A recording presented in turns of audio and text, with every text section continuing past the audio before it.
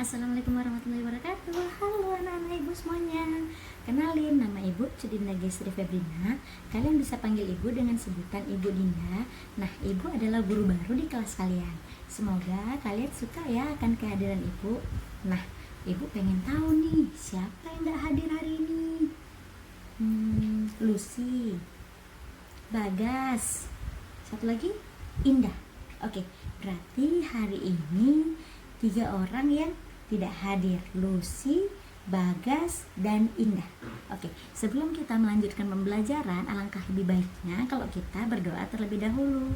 Berdoa dimulai. Bismillahirrahmanirrahim. Rabbi zidni ilma warzuqni fahma. Amin.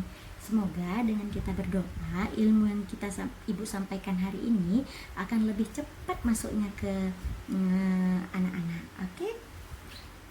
Nah, lanjut, ibu pengen tahu nih, anak-anak ibu masih ingat nggak pembelajaran kemarin? Ayo, siapa yang ingat? Ayo, siapa yang ingat pembelajaran kemarin kita bicara tentang apa? Nah, kita kemarin itu bicara tentang legenda Danau Toba. Ada yang ingat nggak ceritanya gimana? Ibu tahu kalian masih ingat. Mungkin kalian malu. Nah, ibu pengen ngulang sedikit nih cerita Danau Tobanya, legenda Danau Toba. Nah, yang pertama, hiduplah seorang petani di sebuah desa. Lalu si petani ini cukup mapan, namun belum menikah. Tapi di suatu ketika si petani ingin rasanya memakan ikan. Lanjut si petani pergi untuk memancing. Petani memancing, berjalan, dan petani sudah menyiapkan kail dan umpannya. Nah, petani lagi mancing. Tep, dapat ikan.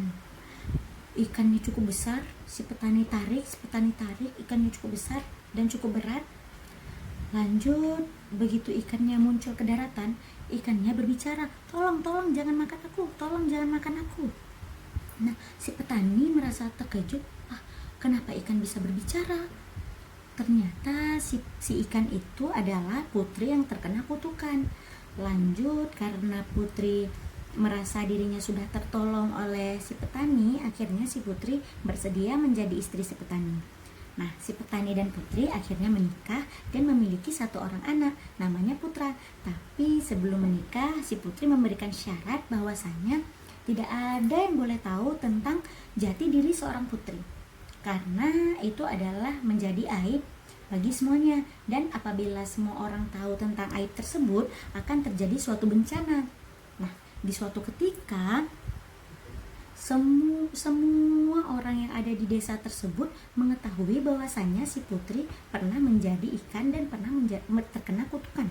Lanjut, seketika air semuanya naik ke daratan dan mengubah suatu pulau tersebut menjadi Danau Toba. Begitu ceritanya. Nah, kalian tahu nggak salah satu penyebab banjir apa? Kan biasa nih banjir di Jakarta, banjir di Aceh, banjir di Pidijaya. Nah, tahu nggak salah satu penyebab banjir itu apa? Salah satu ya, bukan faktor utama, tapi salah satu alasan penyebab banjir.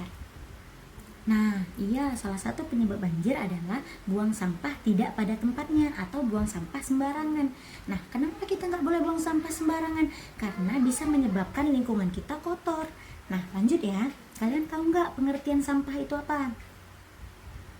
Nah, sampah itu adalah sesuatu barang yang udah dibuang dan tidak dibutuhkan lagi. Contohnya, kalian beli permen nih, otomatis di permennya dilapisi bungkusan, permennya kalian makan dan bungkusannya akan kalian buang. Nah, yang kalian buang itu adalah sampah. Seperti itu. Nah, kalian tahu nggak sumber sampah dari mana aja? Sumber sampah itu dari empat sumber. Yang pertama, sampah rumah tangga. Sampah rumah tangga nih, contohnya ibu kalian masak udang, masak sayuran, masak ikan, otomatis udangnya kepala dan ekornya itu dibuang, tengahnya yang digoreng, ya kan? Berarti yang dibuang itu adalah sampahnya. Sayuran nih, misalnya ibu kalian masak sayur kangkung. Nah, sayurnya diambil, batangnya dibuang, berarti batang itu adalah sampah.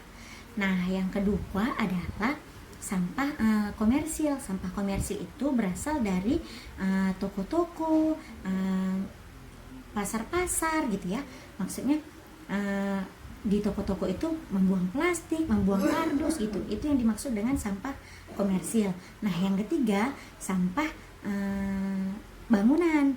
Sampah bangunan itu mencakup paku yang bengkok, seng yang berkarat, dan lain sebagainya. Nah, yang keempat, sampah dari tempat umum. Contohnya nih, anak-anak ibu pergi ke Islamic Center. Nah, di Islamic Center kan tuh banyak pohon-pohon kan, ada pohon-pohon.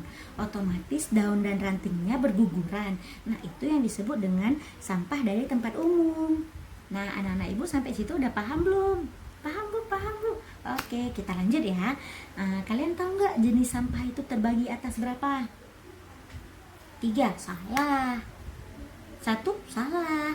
Yang benar jenis sampah itu terbagi atas 2, sampah kering dan sampah basah. Apa yang dimaksud dengan sampah kering dan sampah basah? Contohnya ya, sampah kering.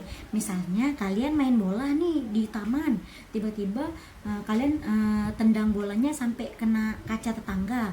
Nah, kacanya itu pecah. Nah, yang itu yang disebut dengan sampah kering. Contohnya juga di rumah kalian lampunya mati, terus ayah kalian ganti bola lampu yang baru. Nah, bola lampu yang lama itu disebut dengan sampah kering. Contohnya juga kayu, paku, daun, ranting, itu adalah sampah kering. Nah, gimana nih kalau sampah basah?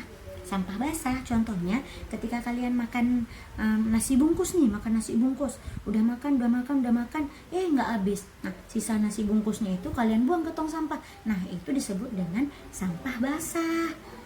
Kalau misalnya ibu kalian masak nih, ekor udangnya dibuang, sayurannya dibuang, itu yang dimaksud dengan sampah basah. Nah, sampai situ udah paham? Nah, kita lanjut lagi ya. Lanjut, tong sampah bisa dibuat dari mana aja bu gitu. Gimana cara bikin tong sampah gitu. Nah, tong sampah itu bisa dibuat dari kaleng bekas, dari kardus bekas, dari tong bekas. Semuanya bisa dibuat dari barang-barang bekas. Contohnya nih ya, kalian beli, ibu kalian, keluarga kalian beli Indomie 1 kardus. Nah, Indominya udah habis nih kalian makan, sisa kardusnya kan. Nah, kardus itu bisa dijadikan sebagai tempat sampah. Tapi harus kalian ingat adalah tempat sampah yang baik dan benar itu adalah yang pertama, tempat sampah yang mudah dibersihkan. Contohnya kalau misalnya tempat sampahnya itu terbuat dari plastik, nah tempat sampahnya itu bisa dicuci. Nah, yang kedua, tempat sampahnya itu harus mempunyai penutup. Soalnya ketika sampahnya sudah terlalu lama di dalam tong sampah, lanjut akan berkembang biak menjadi binatang-binatang, keluar binatang-binatang dari tempat sampah tersebut dan memancing binatang lain untuk masuk ke dalam tong sampah tersebut. Nah, kita tidak tahu nih kapan binatang tersebut keluar lagi dan membawa yang kotor-kotor dari sampah tersebut. Contohnya nih, lalat hinggap di tong sampah. Dia udah hinggap di mana-mana, udah jorok tuh kan. Nah, lanjut dia keluar, dia hinggap di makanan kita. Itu akan menjadi sebuah penyakit untuk kita. Nah, gitu. Nah, ibu juga pengen tahu nih, apa anak-anak ibu tahu kalau misalnya akibat daripada kita buang sampah sembarangan? Apa? Ayo. Nah, ibu punya gambarnya. Nah, ibu punya gambar nih. Kalau misalnya kita buang sampah sembarangan, apa yang terjadi? Yang pertama, banjir. Nah, di tempat kita akan terjadi banjir. Lihat nih, karena aliran air itu kesumbat, jadi dia meluap. Nah, jadi buat anak-anak ibu, jangan buang sampah sembarangan ya, biar lingkungan kalian tetap bersih dan tidak terjadi banjir. Nah, yang kedua, lihat nih, ini tong sampahnya, tapi mereka buangnya di pinggiran tong sampah. Ini akan menyebabkan bau busuk yang sangat menyengat, terutama untuk lingkungan sekitar. Ini tidak baik bagi pernafasan. Dan pasti banyak binatang di sini, mau kecoa, tikus, semut, lalat, pasti banyak. Nah, yang terakhir adalah polusi udara. Lihat nih, kalau misalnya sampahnya dibakar, lalu asapnya itu mengepul dan naik ke atas, itu akan menyebabkan udara di sekitar kita tidak sehat. jadi pernapasan kita akan terganggu. Nah, gitu dia. Itu 3 contoh daripada kalau kita buang sampah sembarangan. Nah, ibu pengen kasih tahu nih, kalau misalnya apa sih manfaat kita buang sampah pada tempatnya? Yang pertama, lingkungan kita bersih. Yang kedua, terhindar dari banjir. Yang ketiga, kita jauh daripada penyakit. Nah, ibu juga pengen kasih tahu buat anak-anak ibu, cara buanglah sampah pada tempatnya. Ini adalah anak sekolah yang lagi buang sampah kertas pada tempatnya. Kenapa? Karena dia ingin sekolah dia itu bersih. Nah, sampai di situ anak-anak ibu udah tahu semuanya? Udah bu. Oke, lanjut. Ibu mau kasih tugas nih buat kalian. Yang pertama adalah buat kelompok. Satu kelompok terdiri dari 4 orang. Lanjut, tugas yang kedua adalah kalian mencari sampah yang ada di lingkungan sekolah. Contohnya ada sampah daun, ada sampah somai atau sampah apapun. Nah, yang ketiga, kalian harus identifikasi itu termasuk sampah kering atau sampah basah. Nah, setelah selesai langsung dikumpulkan ke depan kelas ya. Oke, sudah selesai. Makasih ya semua anak-anak. Nah, lanjut ya, ibu pengen kasih lihat nih ke kalian.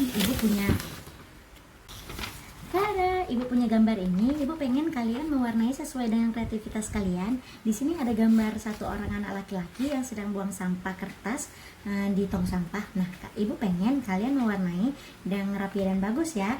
Jadi 3 orang yang mewarnai paling bagus dan rapi, hasilnya akan ibu tempel di kelas kita.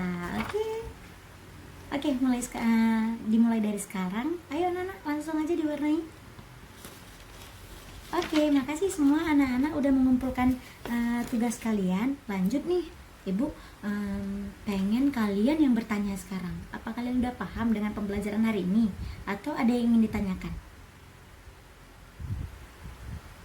Ya, Agus bertanya. Pertanyaannya adalah, ibu boleh nggak sih kalau kita buang sampah kaca ke laut gitu?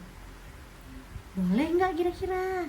Jadi jawabannya adalah tidak boleh, karena sampah kaca itu bisa menyebabkan luka pada seseorang yang sedang mencari rezeki di laut. Contohnya nih ya, ada orang yang lagi menjala ikan, ada orang yang lagi tarik pukat, tiba-tiba terkena kaca. Kan kasihan kalau misalnya sedang cari rezeki tapi kakinya berdarah karena kena kaca yang kalian buang. Jadi kalau misalnya kalian punya kaca bekas atau kaca yang ingin dibuang, itu tolong dipisahin. Lanjut, nanti ketika ingin dibuang ke tong sampah, kan ada tuh om-om tukang sampahnya, om tolong ya, ini sampah kaca dipisahin biar jangan kena kakinya orang gitu. Itu jawabannya. Nah, setelah itu ibu mau merangkum nih tentang pembelajaran hari ini. Kira-kira siapa nih yang bisa membantu ibu untuk merangkum? Nah, yang pertama, sampah itu adalah sesuatu barang yang sudah dibuang dan tidak digunakan lagi. Yang kedua, ada 4 sumber sampah. Yang pertama, sampah rumah tangga, sampah komersil, sampah bangunan, dan satu lagi sampah dari tempat umum. Dan ada 2 jenis sampah, yaitu sampah kering dan sampah basah. Nah, apa-apa aja nih bahan-bahan yang bisa dijadikan tempat sampah? Bisa dari kardus bekas, bisa dari drum bekas. Nah, selanjutnya apa nih akibat daripada kita buang sampah sembarangan? Banjir, polusi udara, lanjut bisa juga kebakaran.